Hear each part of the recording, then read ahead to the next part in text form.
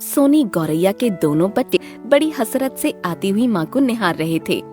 माँ के पास बैठते ही चूं चूं की आवाज करते हुए लगातार चोंच खोलकर अपनी भूख मिटाना चाहते थे। सोनी गौरैया बारी बारी से दोनों की चोंच में चारा डाल रही थी। दूसरी डाल पर बैठी हुई एक गौरैया जिसका नाम भूरी था, उन्हें बड़े ध्यान से देख रही थी। उसे सोनी गौरैया की ममता और उसके द्वारा बच्चों का पालन करना अच्छा नहीं लग रहा था। वो जल भुन रही थी। बड़े पेटू हैं बच्चे, इन्हें कितना भी खिलाओ चिल्लाते रहते हैं। इनका पेट कोई नहीं भर सकता। बड़े होने के बाद न जाने क्या करेंगे। भूरी बहन, ये सिर्फ खाने के लिए भूखे नहीं होते, इन्हें तो माँ की ममता और दुलार प्यार भी चाहिए। मैं इस बात को नहीं मानती। ये दोनों कितना शोर मचाते हैं, कान पक जाते हैं मेरे। देखो बहन, जब तुम्हारे बच्चे होंगे और इस तरह शोर मचाएंगे तब तुम्हें बहुत अच्छा लगेगा। भूरी गौरैया ने मुंह चिढ़ाया और वहाँ से उड़कर चली गई। कुछ देर के बाद लौट कर आई तब सोनी चारा लाने के लिए वहाँ से जा चुकी थी। भूरी के शैतानी दिमाग में कुछ और चल रहा था। उसने सोनी गौरैया के पति बालू के कान भरने शुरू कर दिए। बालू, मेरी बात सुनो। तुम जब आसपास रहते हो तब तुम्हारी बीवी सोनी बच्चों पर बड़ा जुल्म ढाती है। ये बेचारे मासूम कुछ बोल नहीं पाते, रोते रहते हैं, मार सहते रहते हैं। देखो इनका बदन पूरा लाल हो गया है। ये सुनकर बालू को बड़ा गुस्सा आया। वो गुस्से में सोनी का इंतजार करने लगा और जैसे ही सोनी आई वो बरस पड़ा। सोनी, मैं तो तुम्हें बहुत अच्छी समझता था, लेकिन तुम तो डायन निकली डायन। मेरे बच्चों को मारती हो, सताती हो। ये तुम क्या कह रहे हो? ये दोनों मेरे भी बच्चे हैं, मैं इन्हें बड़े प्यार से रखती हूँ। अरे तुम बड़ी झूठी हो, मैं सब जान गया हूँ। मेरे बच्चों को इतना मारती हो कि इनका पूरा शरीर लाल हो गया है। अभी इसी वक्त यहाँ से चली जाओ। मुझे अपना गंदा चेहरा कभी मत दिखाना। आपको गलतफहमी हुई है। मैं बच्चों को खिला दूं, इसके बाद बात करते हैं। देखो ना, इन्हें कितनी भूख लगी है। अरे बंद करो हमदर्दी की बातें। मैं बच्चों को खिला लूंगा, उन्हें संभाल लूंगा।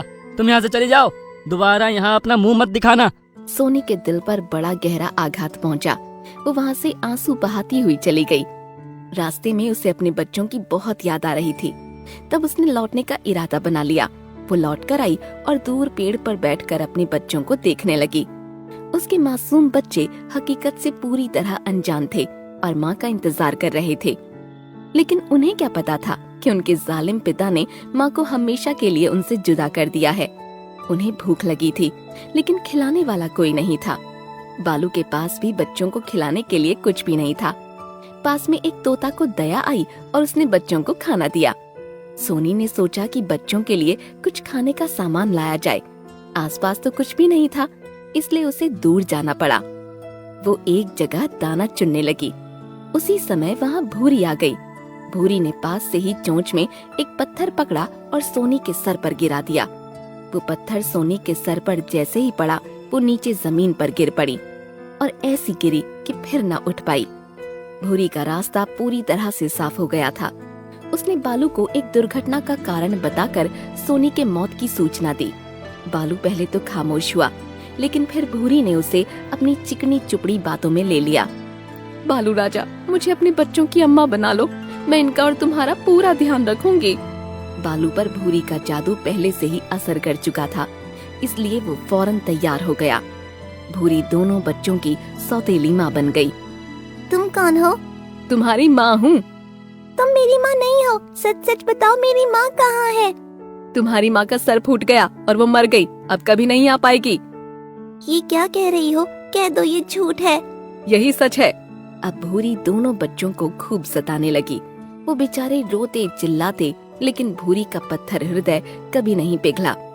कई बार भूखे बच्चे रोते रोते ही सो जाते। वो दोनों बहुत कमजोर हो गए थे। भूरी, बच्चे बहुत कमजोर हो गए हैं। क्या ये ठीक से खाना नहीं खाते?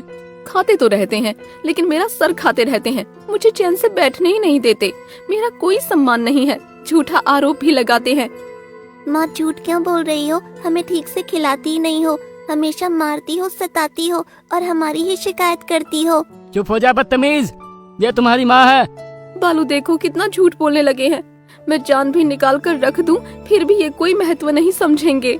मैं अब यहाँ से चली जाऊंगी। हाँ, तुम्हें कहीं जाने की जरूरत नहीं है। मैं इन दोनों को ही भगा दूंगा। बहुत बदतमीज हो गए हैं। बालू गौरैया वहाँ से उड़ गया और भूरी ने दोनों बच्चों को आड़े हाथ लिया। वो उन्हें मार मार कर घोंसले से बाहर निकालने लगी। वो दोनों ठीक से उड़ना भी नहीं जानते थे, इसलिए बाहर जाने में डर रहे थे। लेकिन निर्दयी माँ ने उन्हें भगाने का पूरा संकल्प ले लिया था। माँ हमें मत भगाओ, हम तो उड़ भी नहीं सकते, हमें माफ कर दो। चलो भागो यहाँ से, नहीं तो मार मार के तुम दोनों को तुम्हारी माँ के पास पहुँचा दूंगी। इतना सुनते ही पास में खड़ी तोता से रहा न गया और वो बोल पड़ी, भूरी तुम बड़ी हत्यारन हो, तुमने ही इनकी माँ को मारा है, अब इनका जीना हराम कर रही हो। उस बेचारी बेगुनाह को मारकर उसका स्थान लेकर बच्चों को हमेशा सताती रहती हो, मारती रहती हो। रुक जाओ, अब तुम्हें यहाँ से भागना पड़ेगा। बालू वहाँ पर आ गया था, उसने तोता की बात सुन ली थी। भूरी द्वारा सोने की हत्या और बच्चों को मारने और सताने की बात सुनकर उसका माथा ठनक गया। भूरी, तू पापन हत्यारन है, तूने मेरे बच्चों को बहुत दुख दिया है और मेरी आंखों में धूल झोंकती रही, अब मैं तुझे मार कर निकालता हूँ। इतना कहकर बालू गौरैया ने भूरी को मारना शुरू कर दिया। उसे मार मार कर वहाँ से हमेशा के लिए भगा दिया। लेकिन उसे हमेशा अपनी पूर्व की नासमझी वाले निर्णय पर पछतावा होता रहा। इसलिए कहते हैं, सच्चाई को अच्छी तरह से जानने के बाद ही कोई निर्णय लेना चाहिए।